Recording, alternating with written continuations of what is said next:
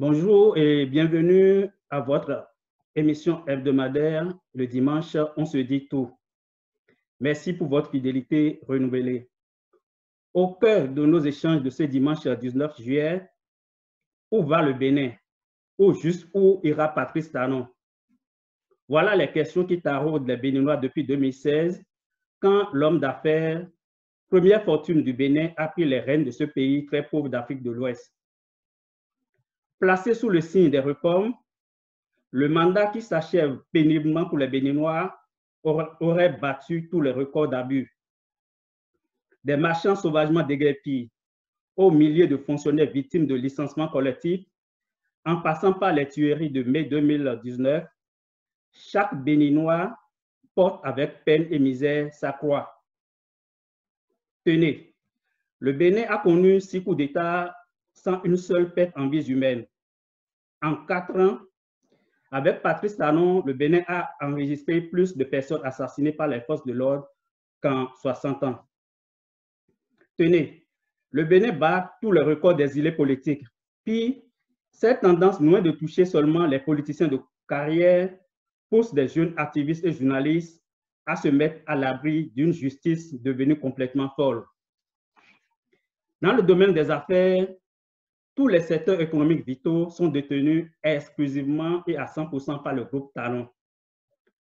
Dans ce contexte de destruction de tous les acquis démocratiques, de confiscation de l'économie, le Bénin a-t-il fait des avancées ou est en train de plonger dans les abîmes de l'injustice sociale? Les réformes engagées sont-elles dans l'intérêt général ou elles sont engagées pour protéger les intérêts privés et personnels du clan au pouvoir? Pour nous accompagner dans cette quête de réponse, nous avons la chance et le plaisir d'avoir avec nous Maître Fatiu Ousmane, avocat au barreau de Dijon. Bonjour, Maître Ousmane. Bonjour Jules, bonjour à tous. Merci d'avoir accepté notre invitation. Et je voudrais rappeler aux internautes qui sont déjà avec nous, qui peuvent tout au long de l'émission laisser leurs observations et questions dans le fil de cette vidéo. Commençons cette émission, si vous le permettez, Maître Ousmane, par les derniers développements de l'actualité nationale. Depuis 2016, le gouvernement de la rupture a procédé à la liquidation de plusieurs sociétés, dont entre autres Bénin Télécom, ONASA, Sonacra. Le 30 juin dernier, l'administrateur provisoire chargé de la liquidation de la Sonacop a annoncé au personnel leur licenciement collectif. Restructuration, liquidation ou privatisation. Toujours est-il que des centaines de travailleurs se retrouvent dans la rue, dans un pays qui peine à créer de l'emploi. Maître Ousmane, la Sonacop a-t-elle été abandonnée aux prédateurs comme le disent certaines mauvaises langues? Je vous remercie Jules pour cette question. Avant de répondre à vos questions, j'aimerais d'abord me représenter à nouveau pour nos auditeurs, vos spectateurs et nos amis internautes qui ne me connaissent pas ou qui me connaissent peu. Je suis béninois, je suis né à Cotonou un 23 mai, je ne dirai pas l'année pour ne pas dévoiler trop de choses. Je suis né à la clinique Les Grasses. J'ai grandi à Cotonou, je suis d'une famille nombreuse. Mon père est d'Indi de Djougou, ma mère est fond de Ouida. Je suis même d'une éducation mixte, je dirais même métisse. J'ai été éduqué dans la culture Yoruba. Je me retrouve aujourd'hui en France avocat. Je ne suis pas un observateur politique. Je suis un Béninois concerné par la gestion de son pays et cet intérêt pour la gestion de mon pays ne date pas d'aujourd'hui. Il se fait simplement que l'orientation des choses depuis plusieurs années m'a amené à sortir du bois. Donc, de manière claire, pour répondre à votre question, il faut d'abord quand même rétablir une certaine vérité. La situation critique dans laquelle se trouve la Sonacop aujourd'hui n'est pas le seul fait, n'est pas le fait même de ce gouvernement. La situation de crise que connaît la Sonacop remonte, je crois, aux années du général Mathieu Kérékou, après son retour, une fois le pouvoir quitté en 1990, de manière claire. Aujourd'hui, la situation de la Sonacop, elle préoccupe à 2 titres. Le premier titre, c'est que l'homme que nous avons élu en 2016, Patrice Talon, a vendu aux Béninois l'idée que son expertise comme chef d'entreprise pouvait lui permettre de résoudre les problèmes économiques rencontrés par le Bénin depuis plusieurs années. Le fait est qu'aujourd'hui, malgré ses engagements, malgré ses promesses, la santé de nos sociétés publiques se retrouve aujourd'hui fortement obérée. Et comme vous l'avez cité tout à l'heure, il y a plusieurs sociétés, il y a la SONAPRA, l'ONASA, l'ONS, la CAIA, etc., qui ont toutes, une à une, été privatisées et été placées en liquidation pour certaines. En réalité, aujourd'hui, le deuxième problème que pose la liquidation de la Sonacop, sur lequel je n'ai pas d'éléments d'explication particulier sur le contenu du dossier qui a conduit à la liquidation, c'est en réalité la situation des salariés de cette société. Je dis par là que, alors que Patrice Talon a vendu aux Béninois l'idée que, avec lui, le chômage diminuerait et que de nombreux emplois seraient créés, aujourd'hui, il y a un certain nombre d'employés qui sont sur le carreau, qui seront laissés sur le bord du chemin et de la route, sans aucune mesure, et ça il faut le préciser, sans aucune mesure sérieuse d'accompagnement. Il se dit même, Jules Jossou, que en réalité, le sort qui leur serait réservé ne relèverait, ne serait pas fondé sur les anciennes dispositions contractuelles, notamment les conventions collectives qui régissent le personnel de cette société, mais les dispositions du nouveau code du travail avec cette fameuse loi sur l'embauche qui a drastiquement, et tout le monde le sait aujourd'hui, réduit les droits des salariés en cas de licenciement, puisque là, il s'agit de manière claire d'un licenciement à la fois collectif et économique qui aurait dû, de mon point de vue, faire l'objet d'une vaste discussion avec les syndicats, entre syndicats employeurs, entre les syndicats et l'administrateur provisoire. On se retrouve aujourd'hui dans une situation où la Sonacop et ses salariés sont liquidés pour la Sonacop, licenciés pour les salariés sans aucune mesure d'accompagnement, sans aucune mesure sociale sérieuse et avec des dispositions et un régime juridique d'indemnisation beaucoup moins favorable que celui qui aurait dû être le leur si on avait appliqué les dispositions, notamment la convention collective qui s'applique à cette société. Autre question d'actualité, le 7 juillet dernier, la Haute Autorité de l'audiovisuel et de la communication a publié un communiqué laconique demandant aux médias en ligne de mettre fin à toute publication sous peine de sanction. Dans un contexte où les radios et télévisions privées qui garantissaient une certaine indépendance des médias ont été fermées, quel est le bien fondé de cette décision selon vous, Maître Ousmane? C'est malheureux comme situation parce qu'en réalité, ce qu'on vit là n'est que la résultante de tous les reculs démocratiques que subit le Bénin depuis plusieurs années. La HAC, qui est en réalité l'autorité de régulation des médias et de la liberté de presse, se retrouve être en réalité une autorité de dérégulation de ces médias. La HAC n'est plus l'accompagnateur nécessaire, technique, protecteur des médias ni de la liberté de presse, elle se retrouve être le censeur plus sévère encore que le législateur, plus sévère encore que l'exécutif qui, lui, n'a plus de prise en tout cas de prise formelle et juridique sur la liberté de presse.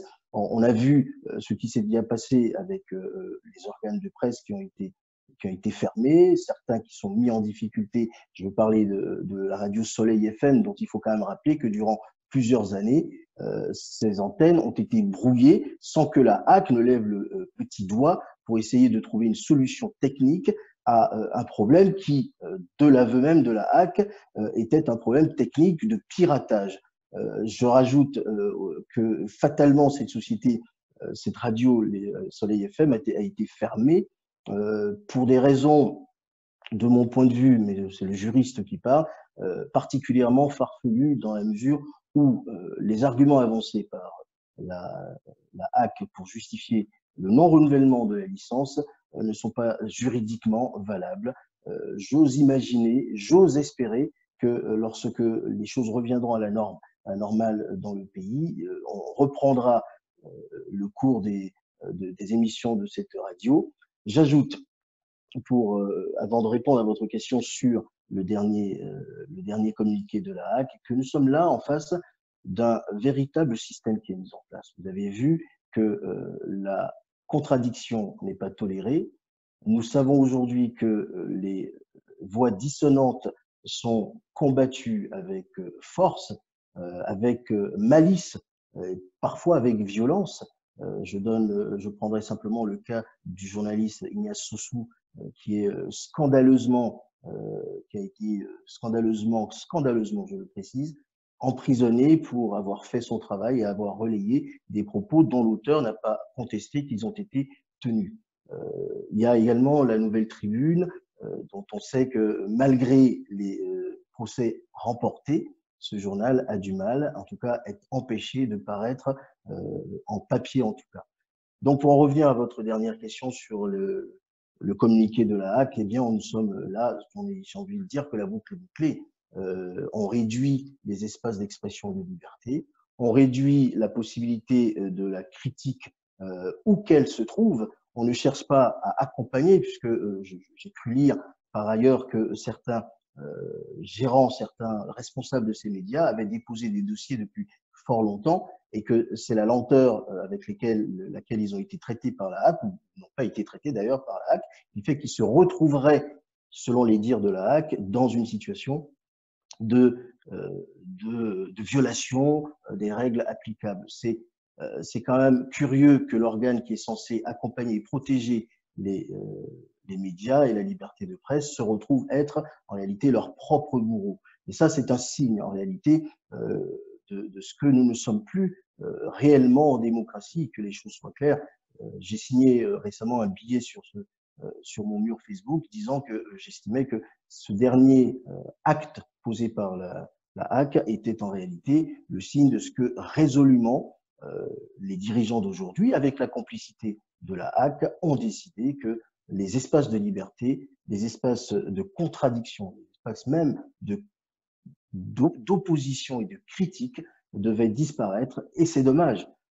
Ce qui me réjouit un peu, c'est que j'ai cru lire que le ministre de la Communication avait reçu les responsables de certains de ces médias et qu'il entendait intervenir, intercéder en leur faveur auprès de la HAC, et je m'en réjouis et j'ose espérer que cette situation va se régler, d'autant plus que, vous l'avez compris, Jules Jossou, nous sommes dans un contexte préélectoral dans lequel la critique va se faire jour, dans lequel l'opposition va vouloir s'exprimer.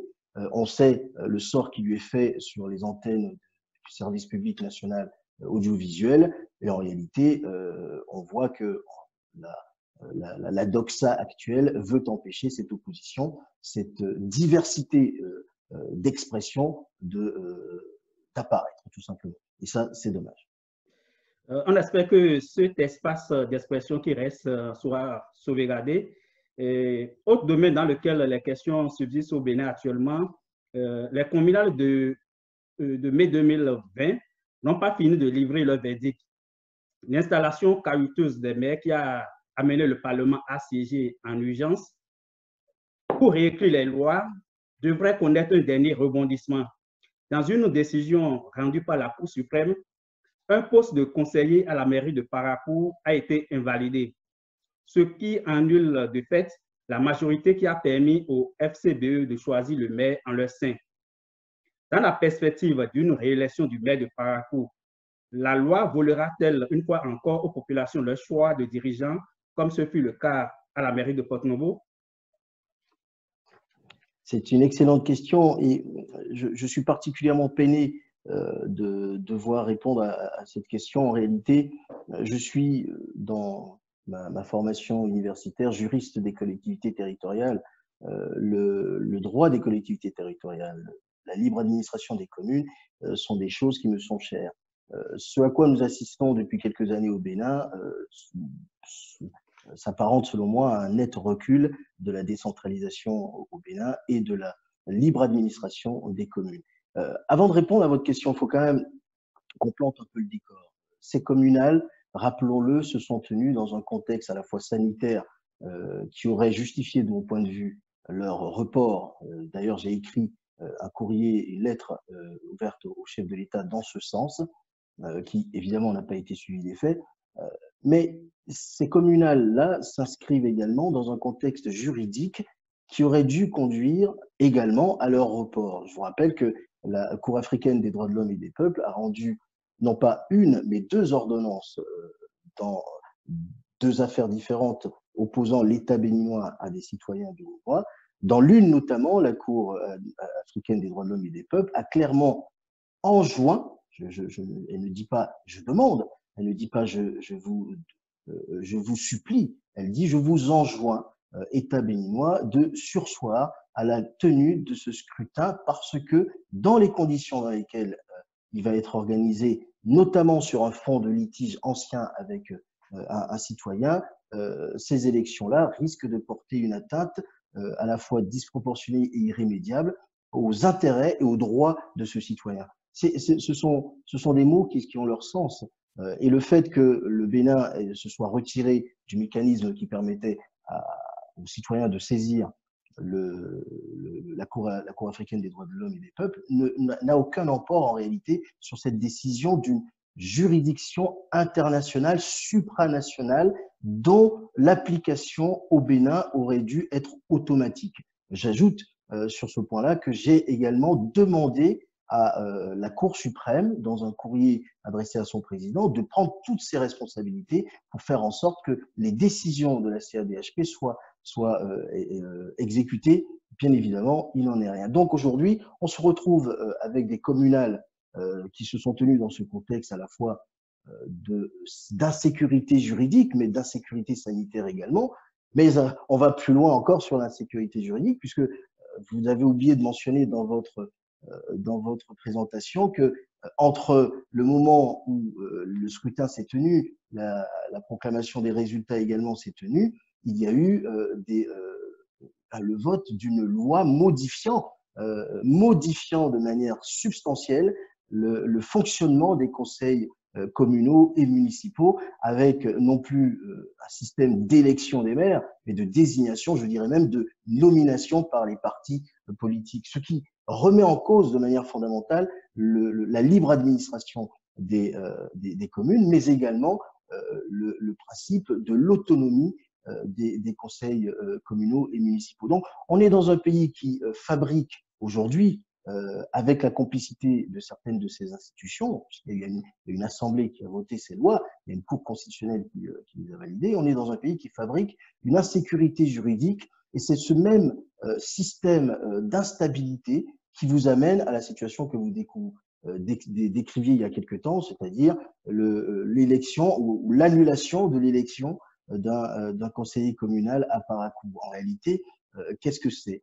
Un candidat n'aurait pas, d'après ce que l'on apprend, n'aurait pas déclaré qu'il avait un casier judiciaire. Bon, il se fait qu'il a été sur cette base-là. Je vous rappelle que le maire a, lui, été élu, le maire de Parakou. Qu'il soit FCBE n'est pas la question, qu'il soit UP ou BR n'est pas la question, un maire a été élu. Dans le même temps, la Cour suprême est saisie d'un contentieux, d'un recours contre l'élection de ce conseiller communal. Et la Cour suprême, constatant qu'il aurait menti ou qu'il aurait dissimulé cette condamnation, annule son élection. C'est le droit de la Cour constitutionnelle d'annuler son élection. Mais la Cour constitutionnelle va plus loin dans sa décision, d'après ce que j'entends, parce que je n'ai pas la décision sous les yeux, mais la Cour suprême, aurait non seulement annulé son élection, mais supprimé du conseil communal de Parakou le poste de ce conseiller communal. Au lieu de mettre en ses lieux et place son suppléant, puisque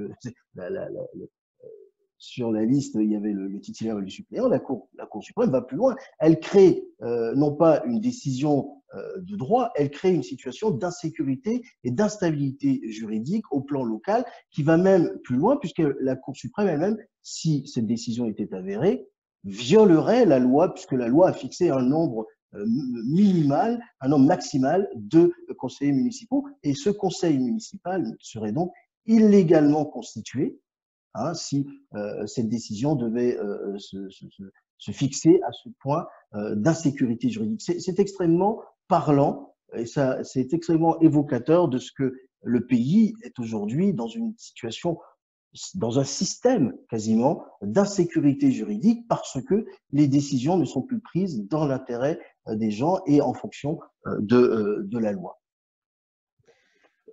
De façon plus générale, dans la sous-région africaine, à la veille des élections ou après les élections, la question de la transparence est récurrente. Il y a un de nos internautes qui nous demande s'il faut aller vers la création d'un tribunal électoral pour garantir la transparence des élections.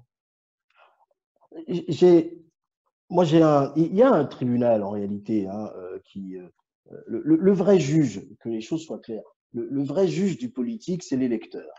Le vrai juge du politique, la vraie sanction du politique, c'est l'électeur, c'est le citoyen.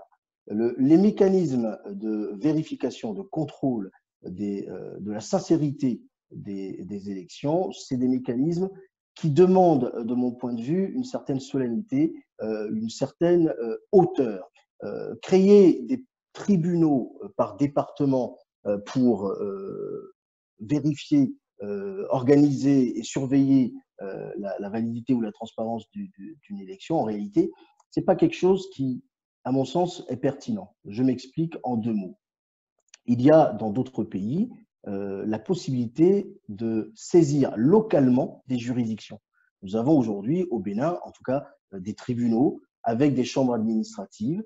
Et le plus simple pourrait être, dans un premier temps, de décentraliser le contentieux électoral pour qu'il ne soit pas directement renvoyé à la Cour suprême et faire en sorte que, que ce soit des chambres administratives du TPI de Cotonou, de Ouidah ou de Parakou, qui soient dans un premier temps saisis d'un contentieux électoral local, je parle bien de l'élection communale municipale, et qu'ensuite la possibilité d'interjeter appel de ces décisions, jugements ou ordonnances puisse être directement du ressort de la Cour suprême. En réalité, on ne règle pas le problème en créant des tribunaux indépendants. L'organisation judiciaire du Bénin permet déjà de faire en sorte que ce soit localement réglé. J'ajoute que ça aura au moins le mérite de la célérité et de la rapidité, puisque on a une décision qui intervient plusieurs semaines après, alors que l'élection date du 17 mai et que le conseil communal a été installé dans la foulée. Donc je pense qu'il ne faut pas, à vouloir régler un problème, il ne faut pas en créer d'autres. Il y a une structuration. Revenons aux questions d'actualité. Le quotidien Matin Libre, dans sa parution du 16 juillet, annonce la création d'un grand parti politique dénommé les Démocrates. Et ce parti serait porté par les 2 anciens présidents, Nicéphore Soglo et Yahi Boni. Que peut porter un tel parti dans un contexte de restriction des libertés d'association et d'organisation aujourd'hui au Bénin?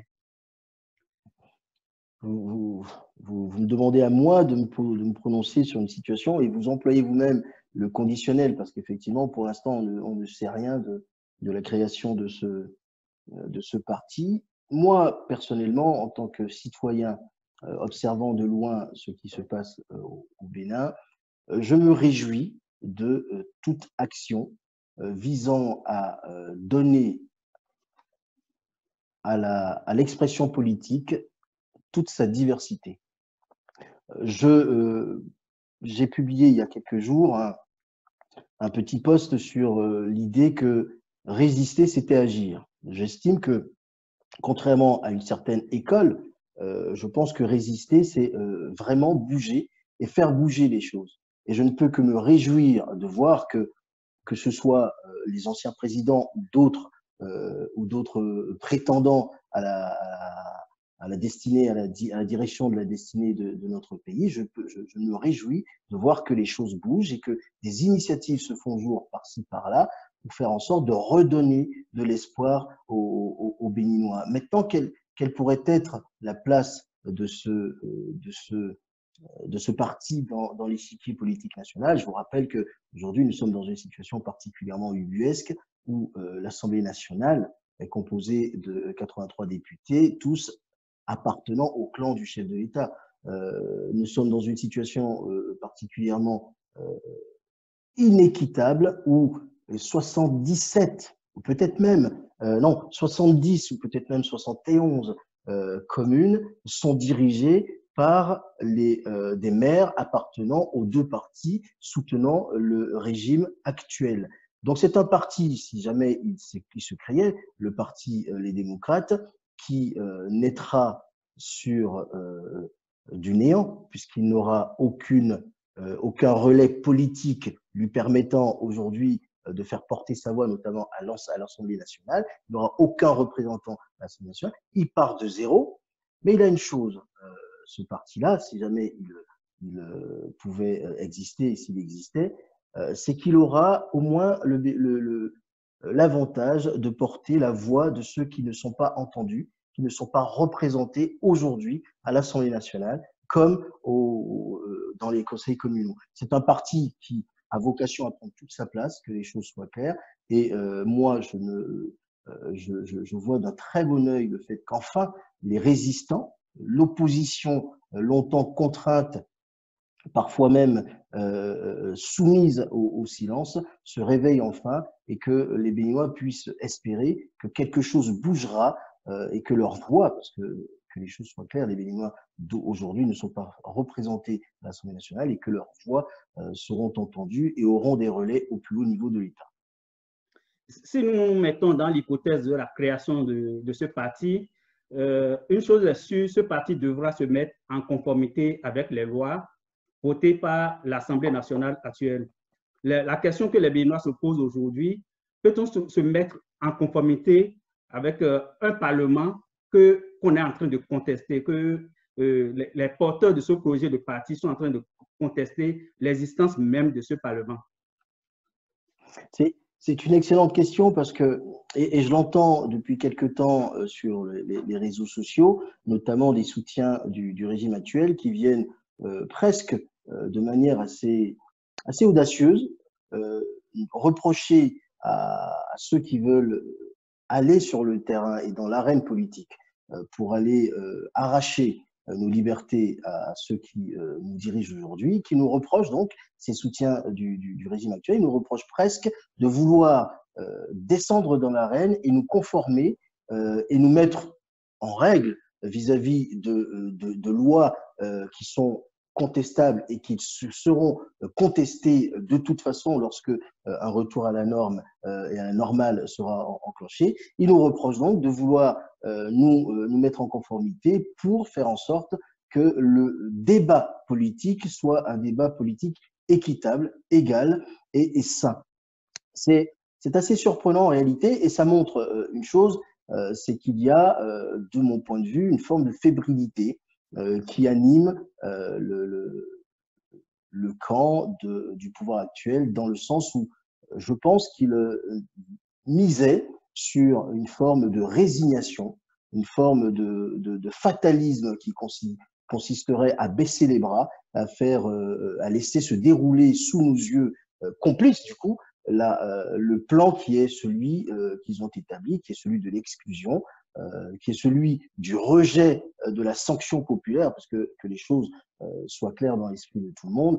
Les barricades érigées autour d'eux depuis des années sont des réflexes anti-sanction populaire. Donc moi je pense qu'en réalité, la vraie question que pose la création d'un parti comme celui-là, ou la recherche de parrainage, parce qu'on en parlera dans quelques minutes, ce n'est pas de savoir si on a raison ou pas. On est sur une situation qui est simple. Aujourd'hui, le Bénin est dans une position, dans une posture de recul démocratique inédite. Ceux qui laisseraient se dérouler ce plan sans réagir s'en rendraient eux-mêmes complices. Ceux qui laisseraient ce plan arriver à son terme sans essayer de bouger les choses, y compris en empruntant les règles mises en place, les règles adoptées par eux, seraient des démissionnaires. Je ne suis pas sûr que les Béninois, dans leur majorité, pardonneraient à leurs dirigeants de n'avoir rien fait alors que depuis des années, ils réclament que les choses changent. Donc je pense que cette question-là qui va devenir récurrente, c'est une fausse question. Les règles, elles ont été établies. S'il faut les remettre en cause, on les remettra en cause plus tard. Pour l'instant, nous irons dans l'arène politique pour essayer de jouer sur leurs règles, avec leurs règles, mais en essayant de déjouer les mauvais plans qui seront également mis en place. Depuis quand même l'installation de ce Parlement qui est contesté, les textes de loi sont votés à un score nord-coréen. Pourtant, lors de l'étude et du vote d'un nouveau règlement intérieur, quelques mouvements d'humeur ont été relayés par la presse. Il a fallu près d'une quarantaine de procurations pour adopter le nouveau règlement intérieur. S'agit-il d'un réveil ou juste un coup d'épée dans l'eau pour endormir une fois encore le peuple béninois? Votre question est ouverte et le fait qu'elle soit ouverte montre bien que plus rien n'est clair au Bénin en réalité. On peut répondre à l'affirmative ou par l'affirmative à vos deux options. Ça peut être un jeu pour nous faire croire que les députés se rebiffent et qu'ils commencent à eux-mêmes se dire que ça fait trop, c'est peut-être excessif, on en fait trop, on leur en demande trop. J'ajoute, si jamais ça devait être le cas, que vous constaterez que les tentatives de fronde des députés apparaissent lorsqu'il est question de leurs intérêts. On parle là de la possibilité de former des groupes parlementaires ou de la possibilité de changer de groupe parlementaire selon les intérêts, selon les envies, selon les calculs. Je ne les ai pas vus faire ce genre d'exercice de tentative de rébellion lorsqu'il a été question de voter après l'élection présidentielle, après l'élection communale, une loi modificative. Je ne les ai pas vus également se rebiffer lorsqu'ils ont adopté nuitamment en urgence et de manière totalement inconstitutionnelle la révision de la Constitution le 1er novembre 2019. Vous constaterez avec moi que leur fronde ou leur tentative de fronde est à relativiser dans la mesure où il s'agit simplement pour eux d'avoir la possibilité d'aller à droite, à gauche, etc. Moi, personnellement, sur cette histoire de modification du règlement intérieur, ce que ça dénote, c'est qu'en réalité, il y a des zones de fragilité dans le système. L'édifice n'est pas aussi stable, n'est pas aussi solide que l'on veut nous le laisser entendre.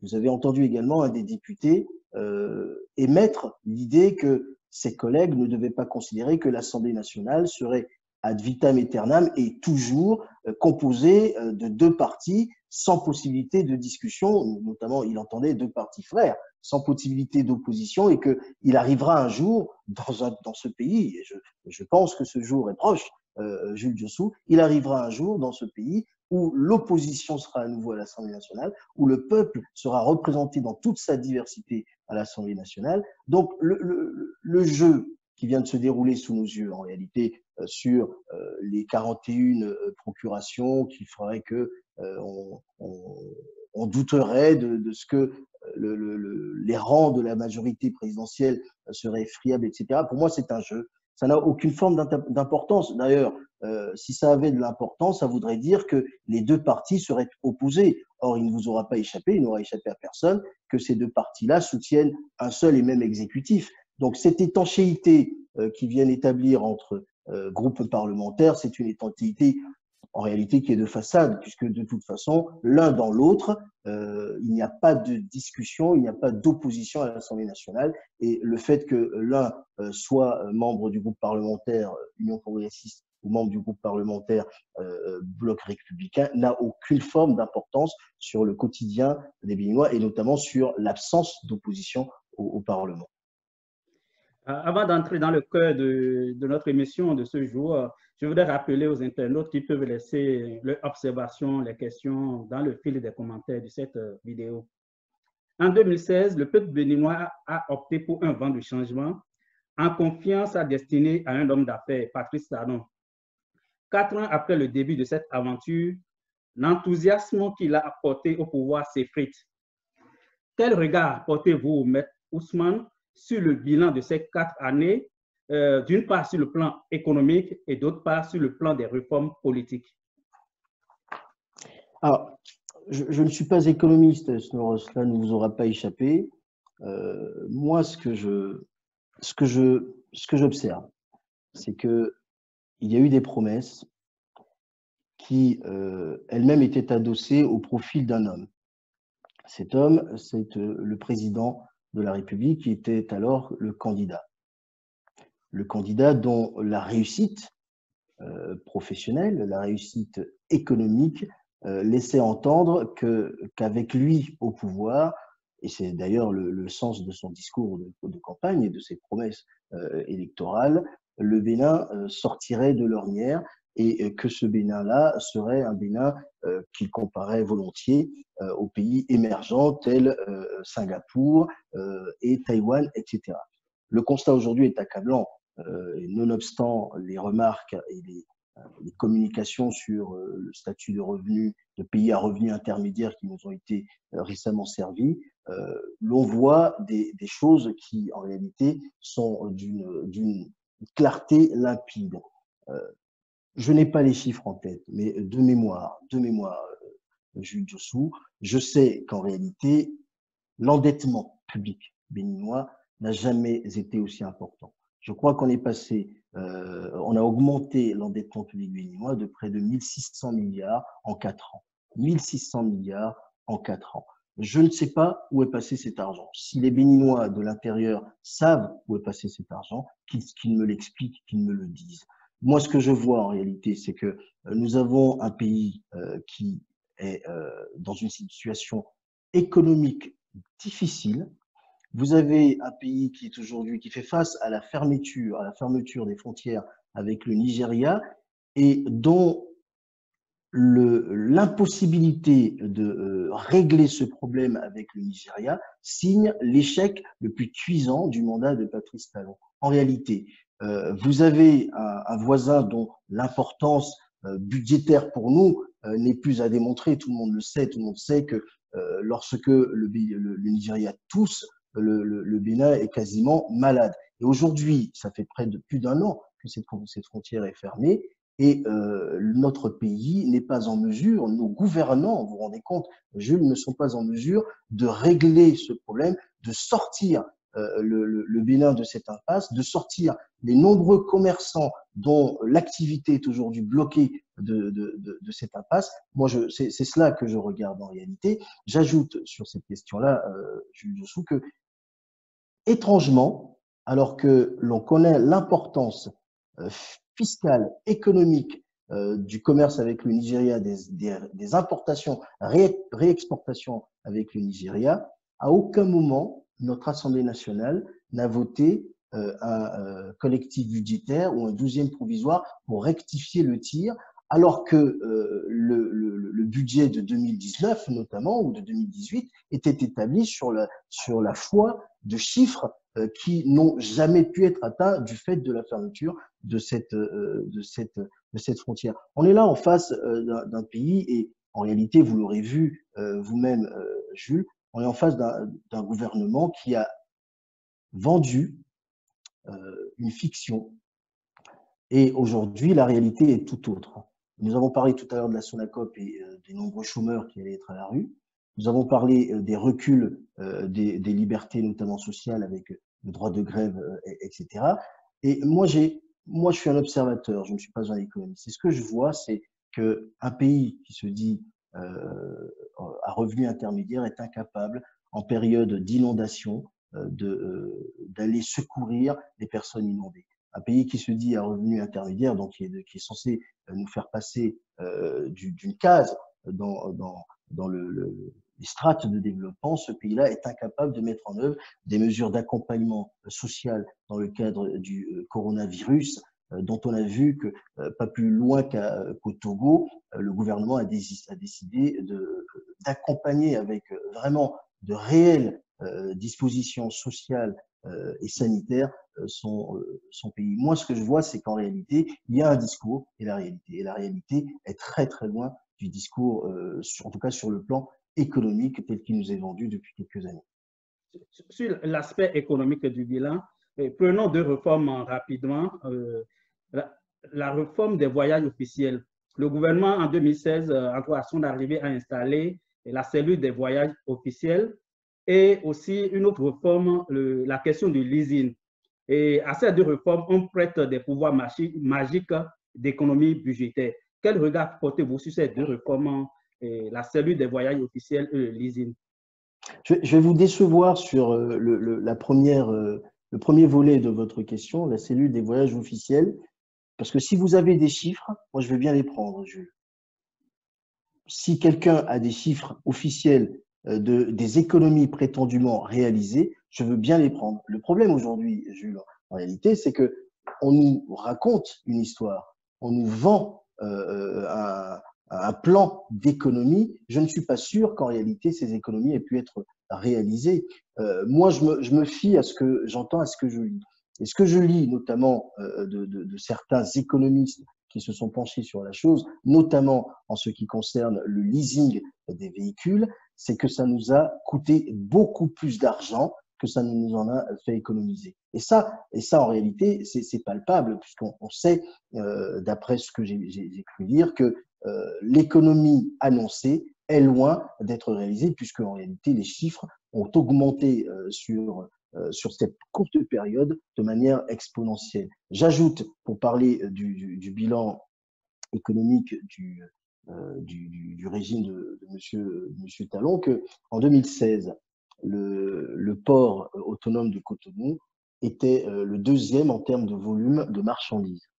En 2016. En mars 2016, lorsqu'ils arrivaient au pouvoir, il était deuxième en termes de volume. Eh bien, en 2020, en réalité, aujourd'hui, il est loin derrière ceux d'Abidjan, il est loin derrière ceux de Lagos, de Tema et même de Lomé à côté. Et ce, malgré la délégation de service public à une entreprise belge dont on nous a vendu qu'elle devait être la solution puisqu'elle allait rationaliser les dépenses et que nous allions voir ce que nous allions voir. Donc aujourd'hui, le bilan économique, c'est un bilan qui n'est pas loin du nul, et je ne le dénigre pas en disant cela. J'établis juste le niveau par rapport à ce qu'on a eu lorsqu'ils sont arrivés au pouvoir en 2016. On n'a pas connu, de mon point de vue, d'avancée notoire sur le plan économique. Et j'ajoute, juste pour faire une petite remarque sur ce plan-là, qu'il faut cesser de vendre aux Béninois le bitumage ou l'asphaltage comme des réalisations à vocation économique. C'est pas un exploit pour un gouvernement de goudronner, c'est pas un exploit pour un gouvernement de bâtir des routes, de créer des ponts. C'est le minimum. C'est le minimum. Ce n'est pas un exploit et qu'on cesse de vendre ces réalisations, ce type de réalisation comme des exploits extraordinaires que les autres n'ont pas pu réaliser. J'ajoute d'ailleurs que les comparaisons entre les mètres linéaires de goudron ou de pavage réalisés ne sont pas en faveur du régime actuel. Autre chose que le gouvernement de la rupture vend comme un trophée de guerre, c'est la question de la lutte contre la corruption. Or, cette semaine, nous avons suivi la sortie de M. Jean-Baptiste Elias sur la question de l'achat des ambulances. Et selon le code, juste pour prendre un aspect de cette affaire, selon le code des marchés publics, lorsqu'un marché est gagné sur la base de faux documents, le marché est automatiquement annulé. Mais on constate jusqu'à présent que le marché continue, quelques ambulances ont été livrées. Et que pensez-vous vraiment de cet aspect d'achat d'ambulances par le Bénin et de façon plus globale de la question de la lutte contre la corruption sous Patrice Talon? J'ai écouté avec attention ce qu'a dit M. Elias et on ne peut que regretter qu'il soit parti. Je regrettais déjà que depuis quelque temps, il soit devenu silencieux.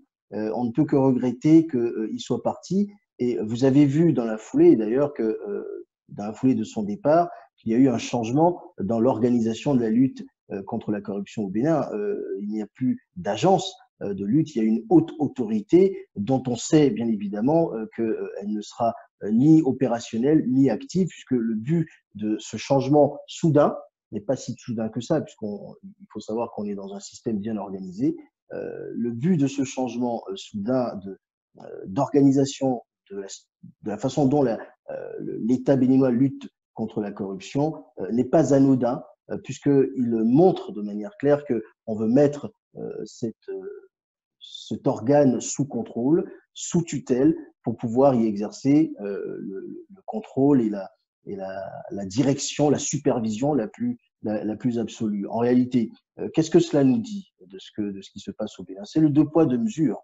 On a vu au tout début de ce quinquennat, on a vu des directeurs d'école dont les noms étaient cités en Conseil des ministres pour avoir, je ne minimise pas ce qu'ils ont fait, mais pour avoir détourné des sacs de riz.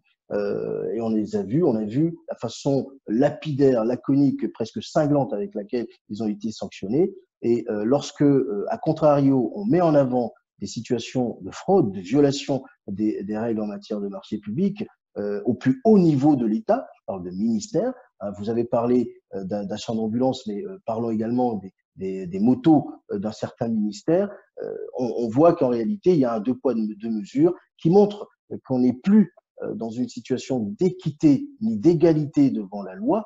On est réellement dans un pays où il y a une justice à deux vitesses. Il y a surtout des sanctions qui sont oubliées assez opportunément pour certains lorsque ça remonte un peu plus loin. Je n'en dirai pas plus sur des questions comme celle-là. Ce que cela montre, c'est que celui ou ceux qui peuvent lutter et qui doivent lutter contre la corruption, en réalité, se trouvent aujourd'hui écartés. Le fait que M. Elias ait retrouvé sa liberté de parole va peut-être nous permettre aujourd'hui de découvrir au fur et à mesure de nouvelles révélations, et j'ai hâte de l'entendre à nouveau sur les dossiers qu'il aurait à nous dévoiler. Nous parlions du bilan des 4 années de Patrice Talon. On vient d'aborder l'aspect économique. Il y a le volet politique, dont notamment la réforme du système partisan, qui a abouti à 2 grands partis et au fait aussi que l'Assemblée nationale est détenue exclusivement par le président Patrice Talon. Qu'est-ce qu'on peut retenir de ces réformes sur le plan politique, selon vous? C'est, de mon point de vue, la situation, enfin le volet de ce quinquennat qui est le vrai marqueur de sa foi politique ou de son absence de foi politique. En réalité, pour certains, ça s'est fait sur 4 ans. Moi, je vous dirais que les reculs démocratiques qu'on a connus au Bénin depuis quelque temps se sont effectués sur 2 ans. C'est de 2017 à 2019 en réalité. Parfois, je me surprends à m'étonner moi-même de voir que entre les promesses du candidat, entre les discours du nouvel élu et la réalité d'aujourd'hui, 4 années après, il y a un tel fossé. On nous a vendu l'idée qu'il fallait réformer le système partisan. J'ignore d'ailleurs si ce système partisan était un obstacle au développement et aux activités économiques des Béninois. Pour ma part, j'ai un peu de réserve sur cette affirmation. On nous a vendu que le tout politique était révolu, qu'il fallait désormais s'orienter vers une forme de politique opérationnelle avec moins de débats et plus d'action.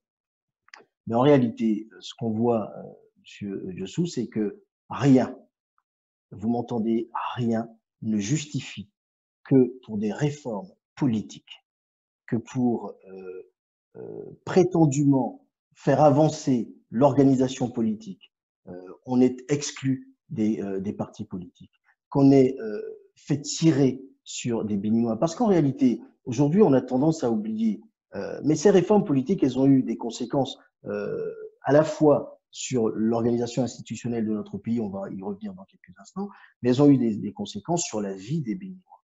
J'ai encore en tête ces images que personne n'oubliera de sitôt, des manifestants des 1er et 2 mai avec des forces de police qui tiraient à balles réelles. On n'a jamais vu dans aucun pays que pour des raisons de réforme politique, j'entends que pour des raisons de réforme politique, et alors que les citoyens manifestaient à main nue, on n'a jamais vu qu'on ait pu tirer sur eux. Ça, c'était la remarque que je voulais faire sur l'inutilité de tout cela, notamment par rapport aux conséquences humaines et par rapport aux conséquences sociales. Maintenant, sur le fond, c'était, de mon point de vue, Jules Jossou, c'est des faux fuyants, c'est des alibis.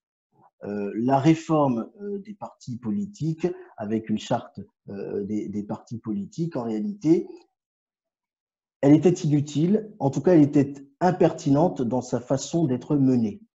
Si on s'en tenait simplement aux précédents textes, aux anciens textes, il y avait, allez, à tout casser, une dizaine de partis politiques actifs au Bénin. Si on avait appliqué les anciens textes, notamment en charte politique d'avant, on pouvait constater automatiquement la disparition administrative, voire politique, de certains partis, ce qui avait le mérite de réduire le champ politique et le champ des partis politiques effectifs, qui avaient une activité effective.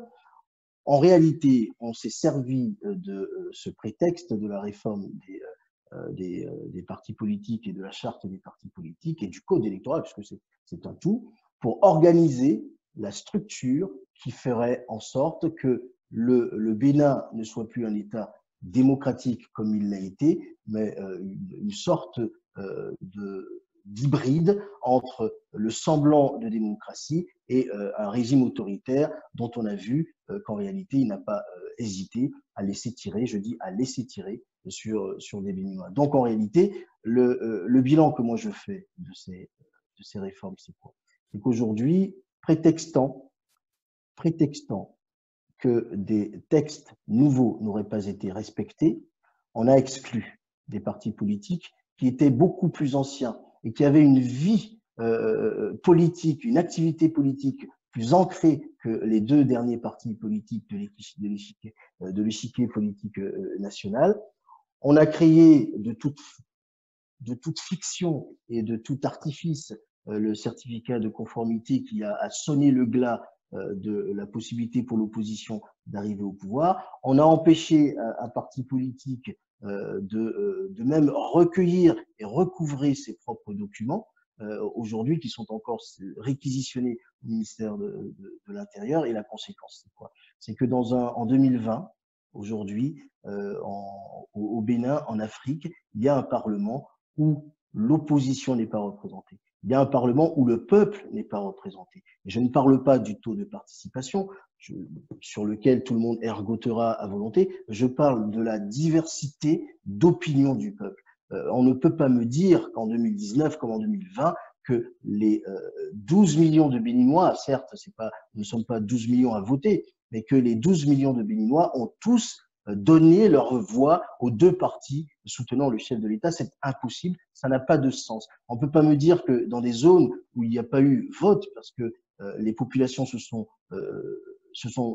ont manifesté, ont empêché le vote de se tenir, on ne peut pas me dire qu'il y a eu quand même des députés qui ont pu être élus dans ces zones-là. Donc on est en réalité, le bilan que moi je fais à la fois de la réforme de la charte politique et du code électoral, c'est qu'en réalité tout cela n'a été qu'un alibi, qu'un cheval de Troie pour aboutir à une situation qui est celle que nous avons aujourd'hui, d'un État privatisé, d'un État où les institutions de contre-pouvoir sont vassalisées, soumises, d'un État où la justice elle-même se trouve apeurée, presque transite de peur par rapport à la sanction.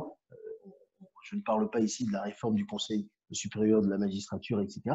On est face à une situation où ces réformes-là n'étaient qu'un prétexte pour arriver à la situation que je viens de décrire, avec un Parlement privatisé, avec des communes totalement acquises, et nous arriverons tout à l'heure dans dans l'émission au système du parrainage, puisque vous aurez compris que c'est parce qu'ils avaient besoin, parce que le pouvoir avait besoin d'un Parlement entièrement acquis et sans la moindre fronde, qu'il a mené tambour battant le scrutin législatif d'avril 2019, malgré les bons auspices de la CEDEAO, des présidents de l'Afrique de l'Ouest qui ont dit qu'on ne peut pas organiser une élection législative sans opposition. On se retrouve là avec dans la foulée une révision de la Constitution qui institue une république qui n'est plus celle que nos pères ont fondée en 1990.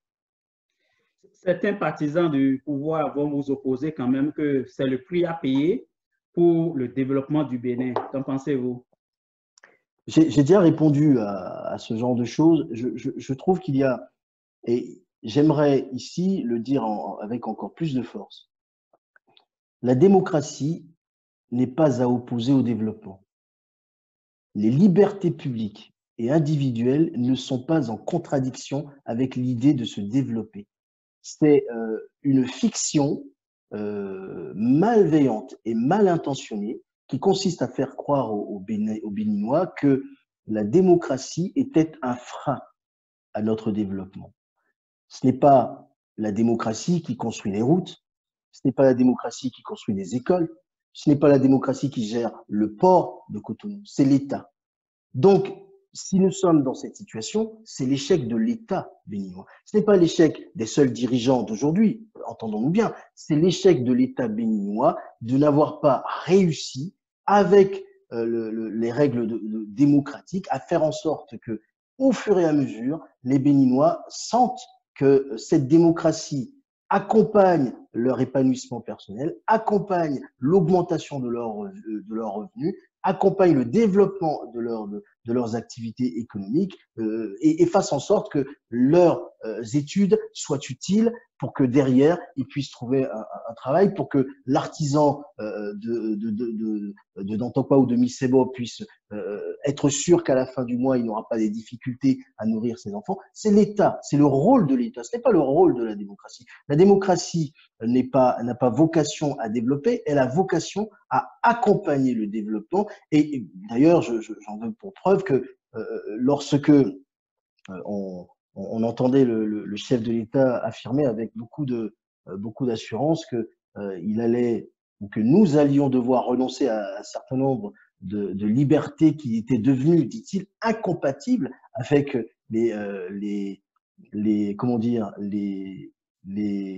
la nécessité de développement.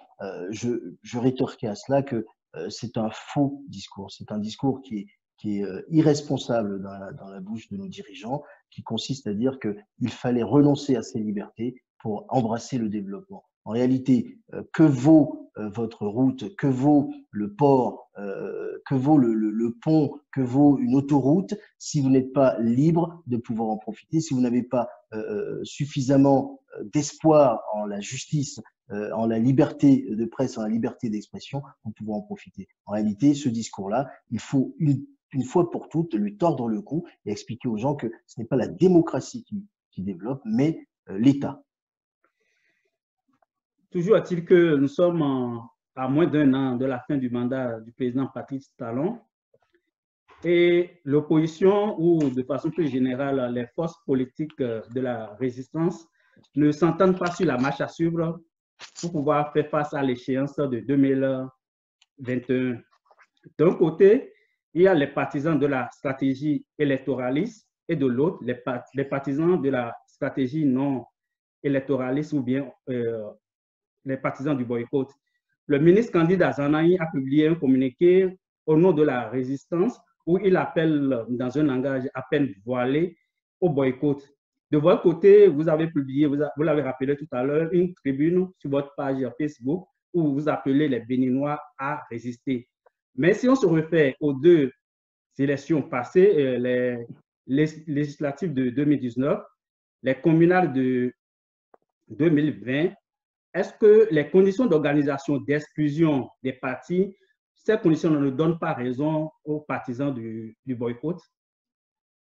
C'est une excellente question. Moi, je pars du principe que résister, ce n'est pas être passif. Je pars du principe que pour pouvoir faire face à l'oppresseur, il faut se rebeller, il faut se révolter et il faut agir. Les deux écoles que vous venez d'évoquer, contrairement à ce que manifestement elles pensent toutes les deux, ne sont pas totalement opposées. Les deux écoles sont même complémentaires. Moi, je pars du principe que ceux qui pensent à raison quand l'état actuel des institutions, quand l'état actuel des textes, quand l'état actuel de l'organisation de notre État, ce serait illusoire de vouloir aller chercher, puisqu'on va en parler, le système des parrainages, et ceux qui pensent qu'il serait illusoire, au-delà des parrainages, de remporter une élection présidentielle, n'ont pas tort. Ils ont vu pour cela ce qui s'est passé en avril 2019. Ils ont vu pour cela ce qui s'est passé également le 17 mai 2020 sur les communales. Donc on est clairement dans une situation où le constat s'impose qu'en l'état d'un Koslepi dont on ne sait pas ce qu'il est devenu, en l'état d'une liste électorale dont on ne sait pas non plus comment elle est gérée, en l'état d'une commission électorale nationale autonome qui est composée, comme on le sait, et dont le qualificatif aujourd'hui d'erreur mineure ou erreur majeure en dit long sur la crédibilité de cette institution. Lorsqu'on sait également que la Cour constitutionnelle ne prend aucune décision qui va contre les intérêts du pouvoir actuel, on peut légitimement se poser des questions sur la sincérité, sur l'utilité pour l'opposition ou la résistance d'aller sur le terrain du combat politique. Pour autant, nous avons vu, on en a parlé rapidement tout à l'heure, nous avons vu que le système a des failles. Nous avons vu que le système est fébrile à l'idée de cette rencontre.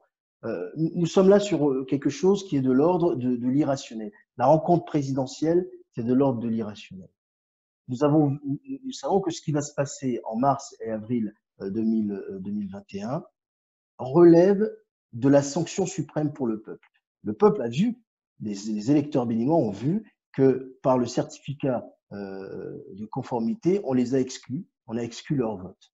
Il a vu également par le système de sélection des partis politiques qui devaient aller au scrutin local, qu'on a également exclu la possibilité pour lui de désigner des représentants de l'opposition. Et je ne rentrerai pas sur le débat concernant les FCBE, c'est pas le lieu.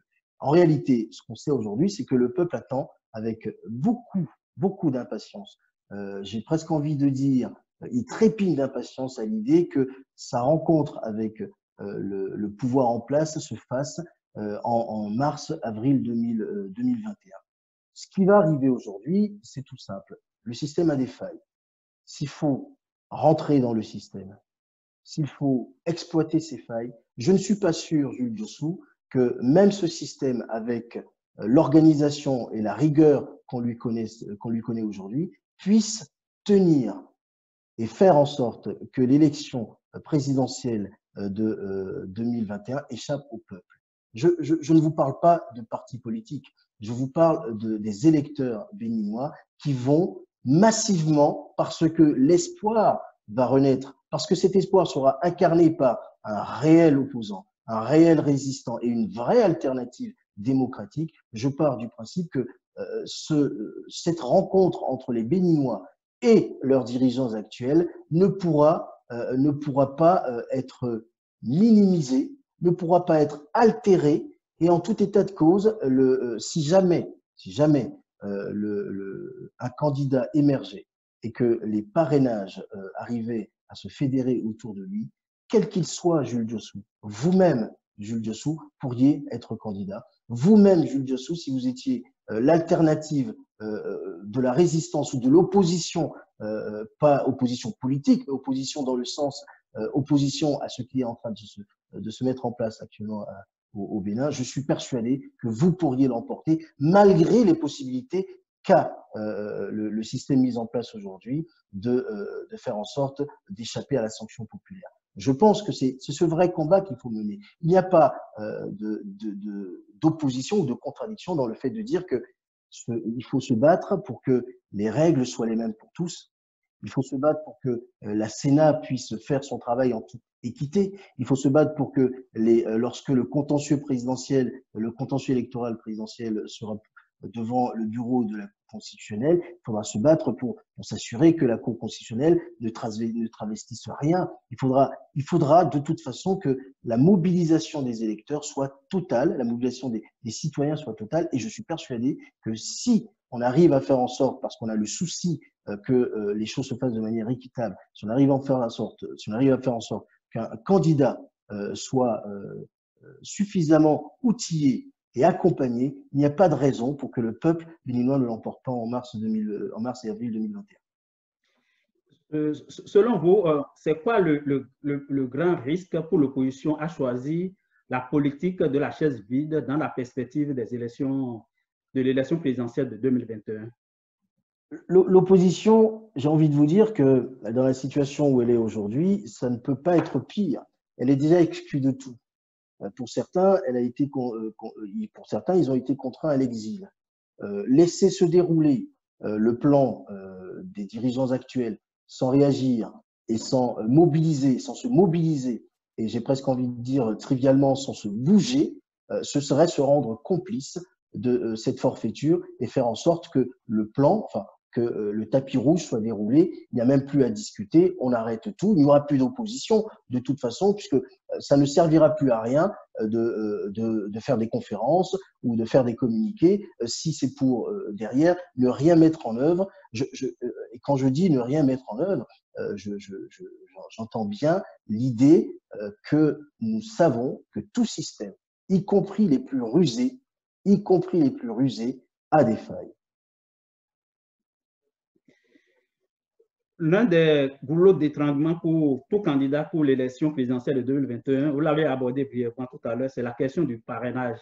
C'est un peu le lieu de revenir sur l'opportunité d'inscrire cet aspect dans le code électoral, mais dans les conditions actuelles, pensez-vous qu'un candidat indépendant, un candidat qui n'est pas inféodé au système actuel, pourra trouver des moyens pour contourner ou bien pour sauter le verrou du parrainage?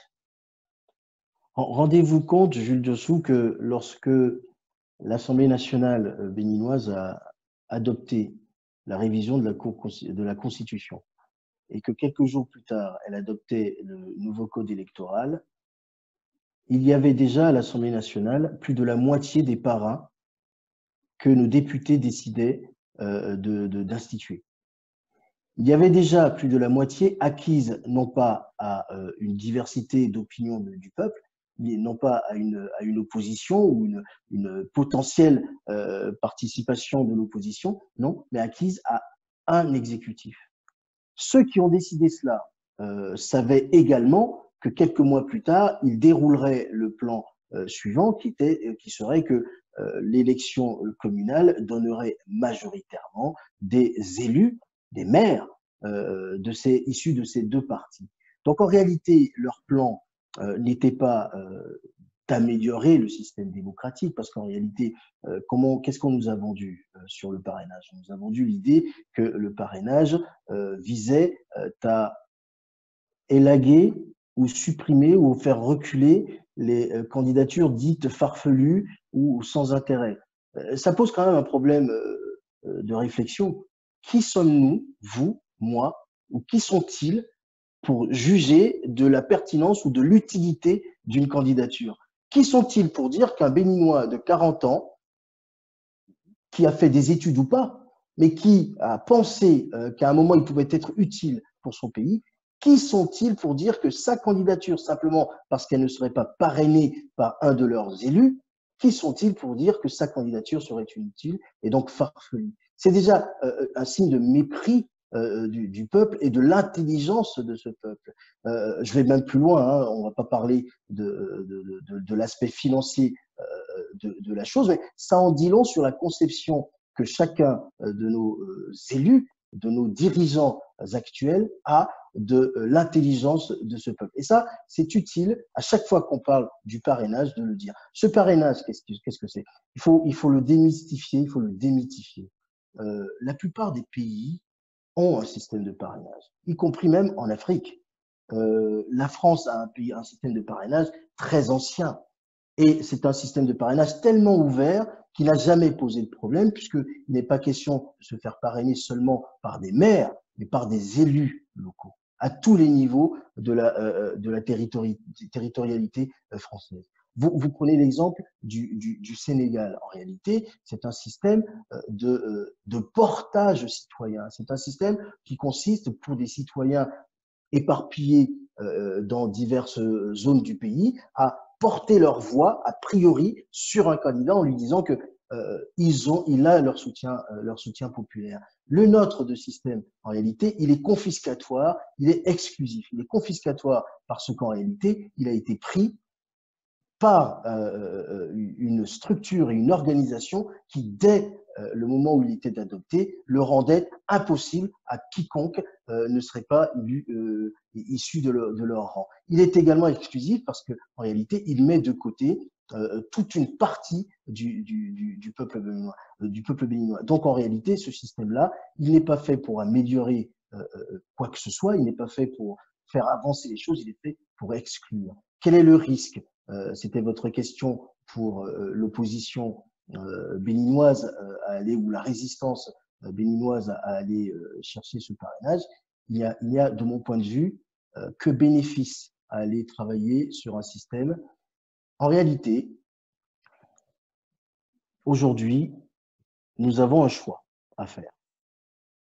Soit nous laissons se dérouler ce plan, soit nous nous rebellons.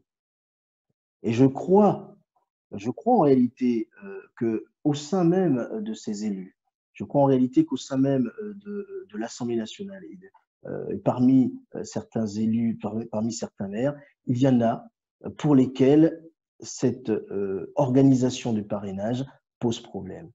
Il appartiendra, de mon point de vue, aux électeurs béninois, aux citoyens béninois, de s'organiser pour faire en sorte que leurs élus reprennent la main, pour faire en sorte que leurs élus les regardent à nouveau en leur disant ce que nous avons fait en 2019 et 2020, nous pouvons le rattraper. Nous pouvons nous ouvrir et ouvrir le système de parrainage. Il appartient, et c'est pour ça, moi, je mets énormément l'accent sur le rôle que le peuple va jouer dans les prochains mois. En réalité, l'idée de ce parrainage ne pourra être améliorée, ne pourra être délogé que parce que le peuple béninois aura pris sa destinée en main et ira voir ses élus, parce que ces élus ne sont pas hors sol, ils ont des maisons, ils ont une organisation, ils ont des permanences politiques. Il faut aller les voir pour leur exiger que le parrainage soit ouvert et qu'il ne soit pas confisqué au profit des seuls dirigeants.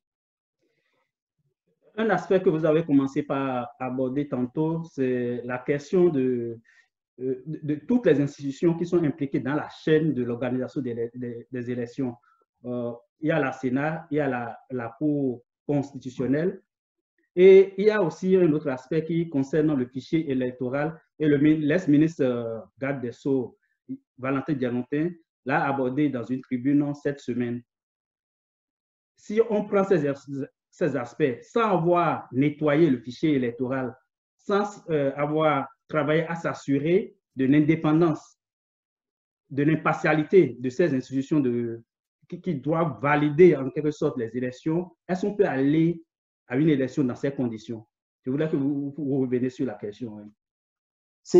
J'ai lu avec beaucoup d'attention la tribune de l'ex-ministre et je pense qu'il a parfaitement raison sur le diagnostic. Le diagnostic, il est évident qu'aujourd'hui, on va aller à des élections dont on ne sait pas si on pourra se présenter avec une carte d'électeur, une carte d'identité ou un document d'identification, une carte LEPI ou une carte RAVIP, dont on ne sait d'ailleurs pas ce que c'est devenu.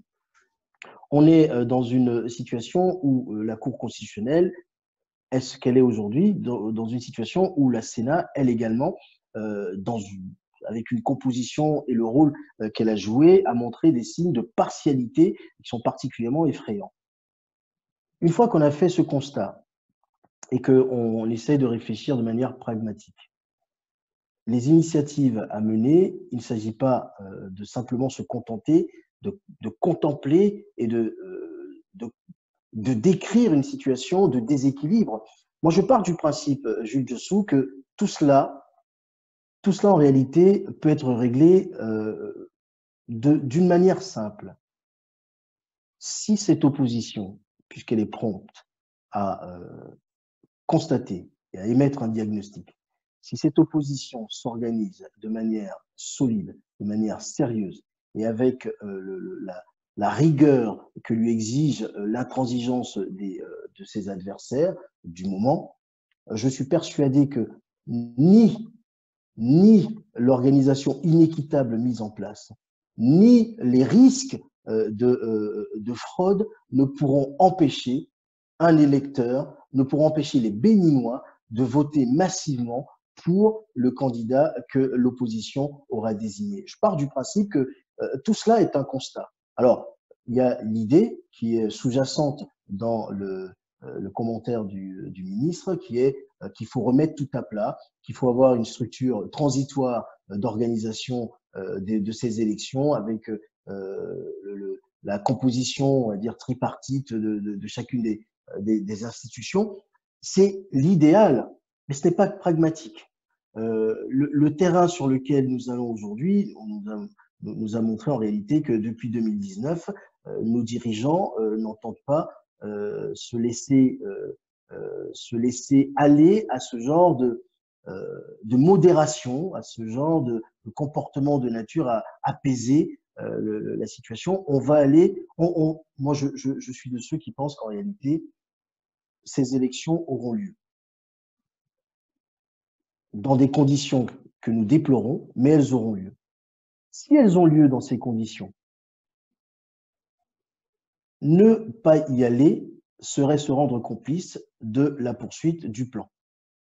Y aller en se mettant les chances de son côté et en allant avec le maximum d'unité, de cohésion de la résistance, c'est mettre au contraire ces dirigeants face à une situation inédite qui sera celle d'une sanction cinglante du peuple. Je pars du principe qu'on peut y arriver à condition d'être unis, d'être cohérents et de faire en sorte en réalité que tous ces obstacles que nous constatons et qu'on ne peut pas négliger ne puissent pas être érigés en obstacle empêchant l'élection ou l'avènement d'une alternance politique démocratique au Bénin.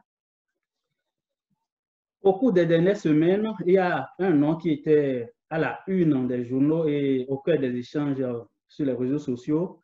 Il s'agit du professeur Joël Aïvo, qu'on annonce comme un probable candidat à la présidentielle de 2021. Au regard de nos échanges et les difficultés qu'il peut rencontrer sur le chemin jusqu'au présidentiel de 2021, quelle chance pour le professeur Joël Aïvo dans le contexte actuel? Des chances très importantes, Jules Dessous. Je pense que Frédéric Joël Aïvo a le profil qu'il faut dans les circonstances qu'on vient de décrire depuis une heure. Je vous rappelle qu'on est devant un État qui est démantelé, un État qui est déstructuré. Je vous rappelle qu'on est également dans un pays dont le contexte démocratique n'est plus celui qui a porté nos dirigeants actuels au pouvoir en 2016. J'ai envie de vous dire que, en réalité, le profil de Frédéric Joël Aïvo peut sembler, pour certains, nouveau. Mais non, Frédéric Joël Aïvo n'est pas un jeune homme, c'est pas un perdreau de l'année en matière politique. Je ne rappellerai pas ici tout ce qu'il a fait par le passé aux côtés du président Adrien Rombelli. Pour l'avoir connu moi-même dans notre jeunesse d'étudiants, nous avons milité ensemble dans diverses structures politiques, notamment au parti Notre Cause Commune. On a fait un certain nombre de choses ensemble. C'est un activiste. C'est un activiste politique. C'est un vrai amoureux des libertés. C'est un vrai amoureux de la démocratie. Le contexte dans lequel nous vivons aujourd'hui rend sa candidature, qui n'est pas encore annoncée, rend sa candidature non seulement probable, mais en plus crédible. J'ajoute qu'il ne faudra pas, de mon point de vue, se contenter d'aller s'ériger comme le challenger du pouvoir actuel. Il faut, de mon point de vue, aller plus loin, et c'est ce qu'il fait, puisque j'ai pu lire et regarder que depuis quelque temps, il a entrepris d'aller au contact des Béninois, de rencontrer des Béninois pour s'imprégner encore plus de leur quotidien, de leurs difficultés, de leurs aspirations à un Bénin nouveau, à un Bénin où tout deviendrait possible pour eux. Je pense qu'il n'y a pas plus de mérite qu'un autre. Le contexte rend fait de sa candidature non seulement une candidature à la fois plausible, mais de mon point de vue particulièrement crédible. Pour le reste, Jules Jossou, la question n'est pas celle de tel ou tel individu. La question qui va se poser dans les prochaines semaines, dans les prochains mois aux Béninois, c'est en réalité quel Bénin nous voulons pour 2021 et après 2021.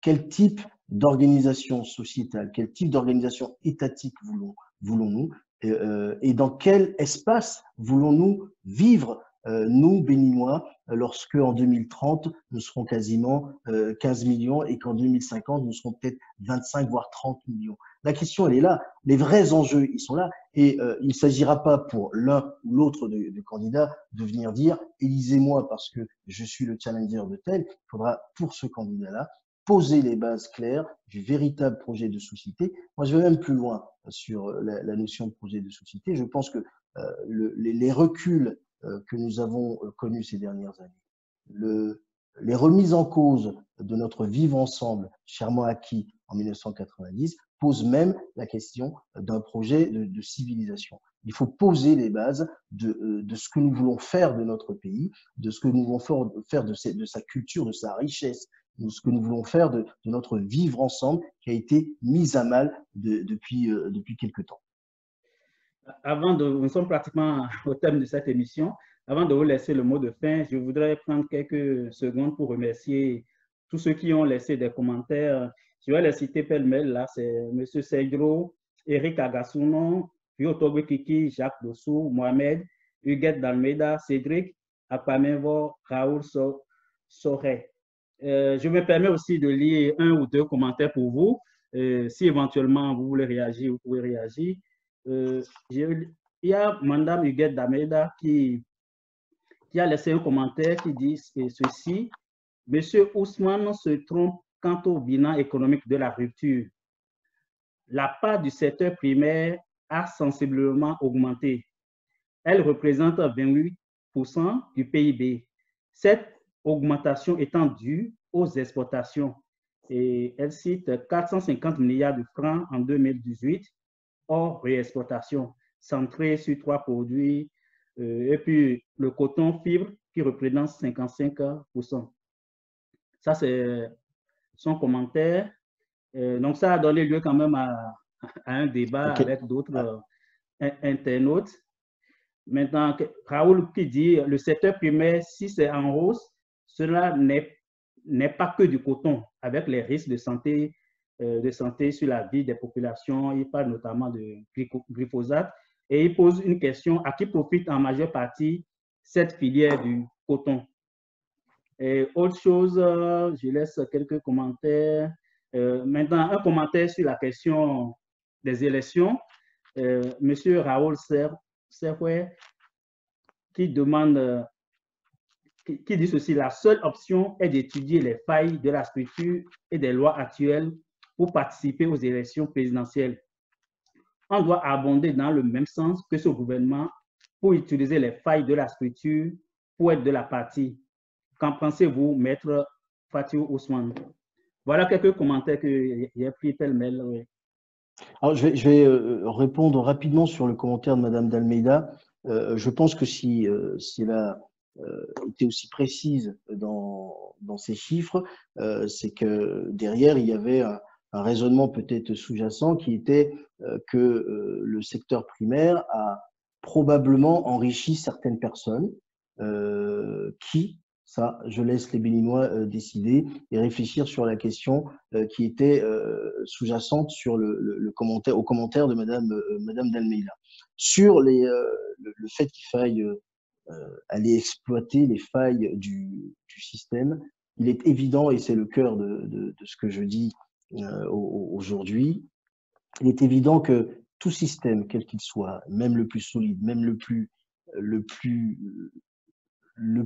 dur, le plus impossible à franchir, arrive à un moment à s'essouffler.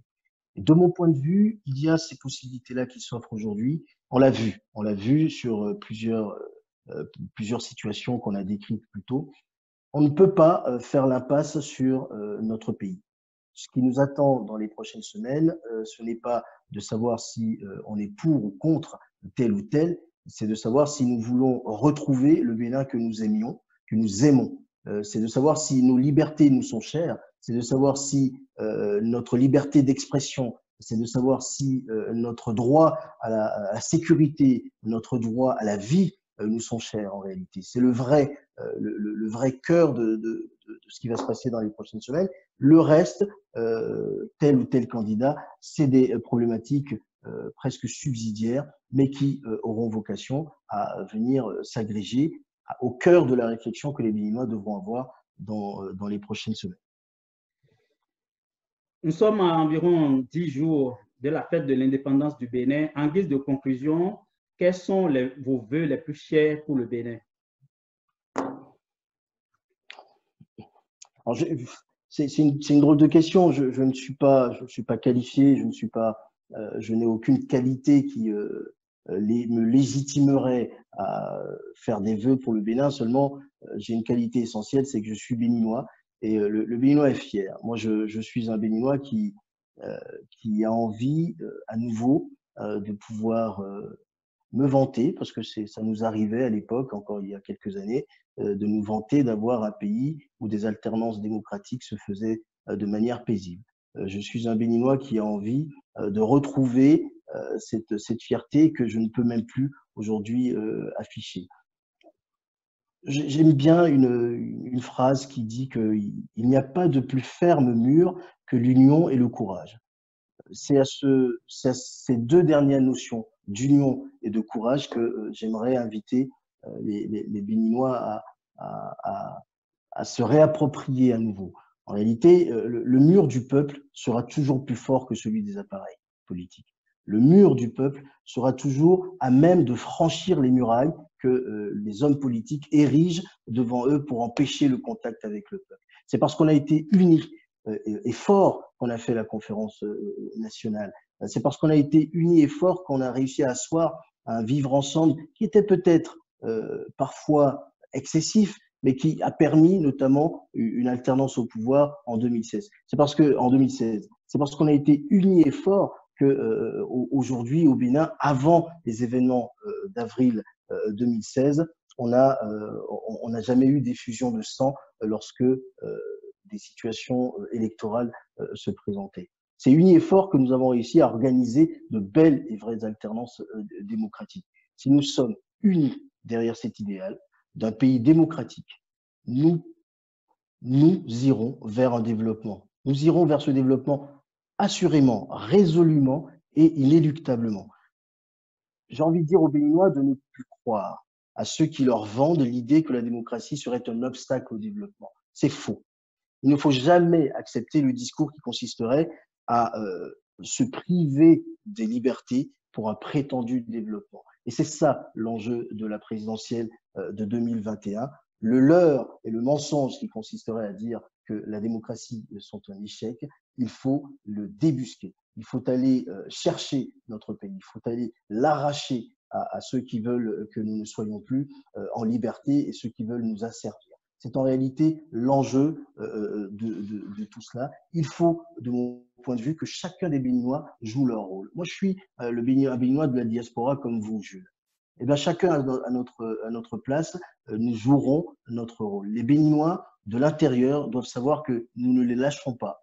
Les Béninois de l'intérieur doivent savoir que, quoi qu'ils fassent, nous serons avec eux. Vous, Jules, ce que vous faites depuis des années en animant cette tribune, c'est un travail formidable d'ouverture. C'est un travail qui permet aux gens de savoir que ailleurs, mais aussi chez eux, il y a des voix dissonantes qui veulent que le pays change. Et je pense qu'en réalité, tout cela est possible et qu'en 2021, la vraie question qui se pose aux Béninois, ce n'était pas démocratie ou développement, c'est assurément démocratie et développement. La vraie question pour les Béninois, c'est de savoir en réalité s'ils veulent accepter la fatalité ou s'ils veulent considérer que l'espoir est possible. Cette victoire du peuple sur la fatalité, elle est à notre portée. Elle est là. On peut la toucher, on va la toucher. Je veux dire aux Béninois en réalité que 60 ans d'indépendance, c'est le moment pour nous de nous dire que tout devient possible aujourd'hui. Et je pense que si on arrive à rester unis et forts et qu'on se dit que seul contre le Bénin, on y arrivera. Merci beaucoup, Maître Fatou Ousmane. Nous sommes au thème de cette émission. Je remercie tous les internautes qui sont restés avec nous du début à la fin. L'émission du dimanche prochain, nous allons recevoir M. Léonce Ngbadi. Son nom est au cœur d'une affaire de tentative d'assassinat. Nous allons essayer de voir un peu plus clair dans cette histoire et aborder aussi quelques sujets d'actualité. Je retiens de notre émission que vous avez dit, Maître Ousmane, qu'on ne doit pas faire l'impasse sur notre pays et qu'il faut éviter d'opposer la démocratie au développement. En 2021, nous avons besoin nécessairement des deux. Nous avons besoin de la démocratie et nous avons besoin aussi du développement. Et vous avez appelé aussi le peuple à l'unité et au courage.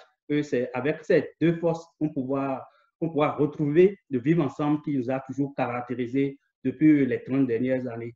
Je voudrais une fois encore vous remercier pour votre disponibilité et je donne rendez-vous à nos internautes pour le dimanche prochain. Merci et bonne fin de journée suivant votre position. Et ceux qui sont en Afrique, au Bénin, pratiquement c'est la nuit. Bonne nuit. Et un mot pour dire à tous les candidats, demain c'est le bac au Bénin. Je leur souhaite bonne chance pour le bac et j'espère qu'avec un peu de calme et de tranquillité, ils pourront s'en sortir. Merci beaucoup et puis à dimanche prochain. Merci à vous. Merci. Bye.